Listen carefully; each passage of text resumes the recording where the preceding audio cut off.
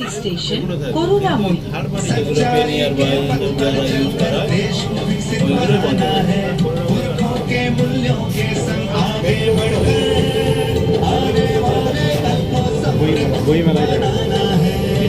বইমেলা এখানটাই क्यों हम अपनी नजरों से गिर जाए, भविष्य के सुन कमजोर बनाए।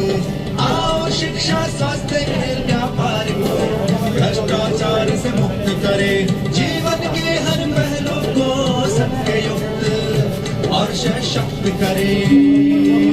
सच्चाई के पथ पर चलकर देश को विकसित बनाना है, पुरखों के मूल्यों के संग आगे बढ़कर